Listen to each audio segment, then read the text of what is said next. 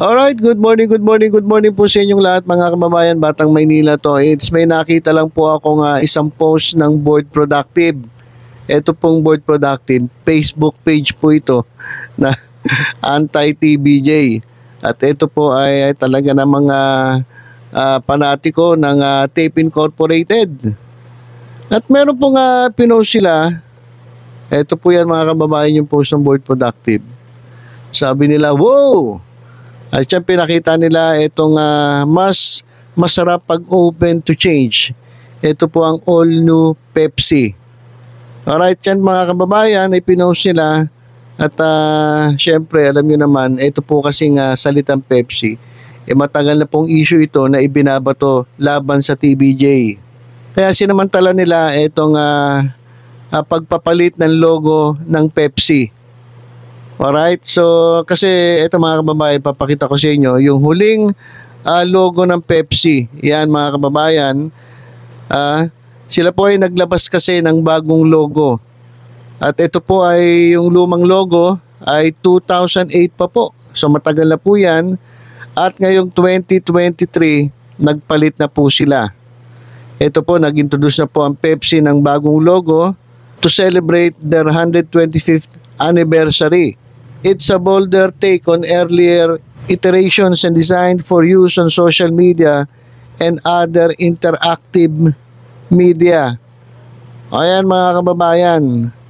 Bakit nagpalit? Bakit nagpalit ng logo ang Pepsi?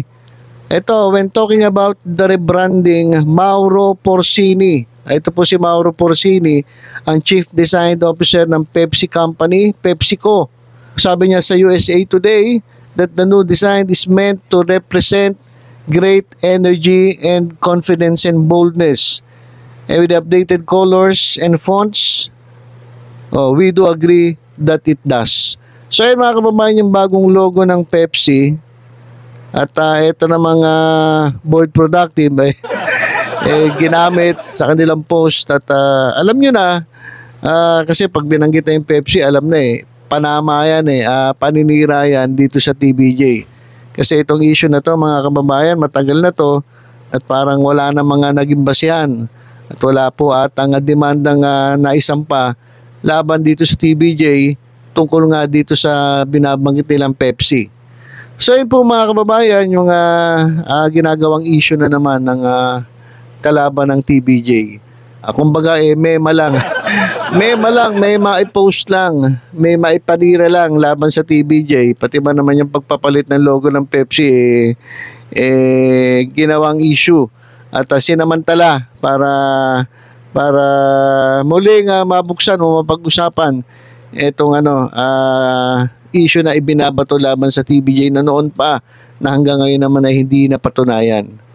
Alright, so ngayon ito, pag-usapan naman natin itong si Paulo Contis at itong si Ara San Agustin, kasi kalat na sa social media na napaka-sweet nila dyan sa kanilang programa sa Tape Bulaga. Kaya marami nagtatanong, sila na ba? O totoo na ba ito? Kung napanood niyo yung programa ni Nanay Christy Fermin sa Christopher Minute, napag-usapan din doon kung ito bang si Paulo Contis at itong si Yen Santos sila pa rin ba o nagkakalabuan na? Kasi parang masyado ng obvious na iba na yung nakikita ng tao dito nga sa dalawa doon sa mga host ng Tape Bulaga. Kaya ayun ang tanong, hindi na ba sila ni Yen Santos, ito bang si Ara San Agustin at itong si Paulo Contis ay meron na bang totoong relasyon? Pero ayon mismo mga kababayan kay Paulo Contis, wala naman daw.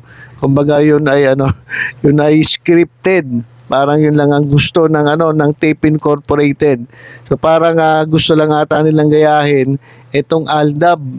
Kasi wala kasing love team na nabubuo ngayon sa Tape Bulaga walang pwedeng mapili, kaya ang napili ito si Paulo Contis at itong si Ara San Agustin. So ginagaya nila itong Aldab.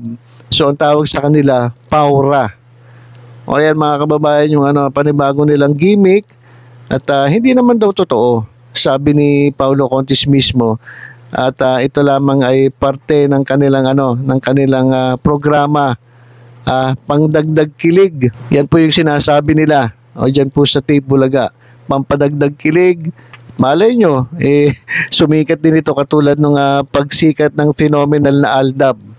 Which is para sa akin, mukhang sa tingin ko, hindi yan papatok katulad ng Aldab kasi unang-una, ibang-iba naman ang imahe ng Aldab sa imahe ni Paulo Contis. Alam niyo naman si Paulo Contis, dati pa ay binabatikos po yan sa pagiging irresponsable. So napakalayo naman ng Aldab dito sa Paura. Unang-una, yung mga taong kasali o yung taong involved sa love team, napakalayo ng imahe sa publiko. 'Di ba? Kumpara mo naman si Alden Richards at si Maine Mendoza dito kay Paulo Contis at dito kay Ara San Agustin, malayo. Si Ara San Agustin pwede pa, pero si Paulo Contis mukhang malayo kung ikukumpara kay Alden sapagkat sirang-sira na itong si Paulo Contis pagdating sa imahe niya sa publiko. Dahil dun sa sa ginawa niya dun sa mga nauna niyang nakasama, na ang ginawa niya na anakan niya, pero after nila maghiwalay ay wala nang suportang naibibigay itong si Paulo Contis. So malayo sa Aldab. Pero tingnan natin, malay ninyo mag-click, kailangan pa naman ng Tape Incorporated na magkaroon ng bagong gimmick sapagkat habang tumatagal, pababa ang kanilang ratings. At syempre kapag bumaba ang ratings, kasunod na yan ang pag-atras ng advertisers at mga sponsors dun sa kanilang programa.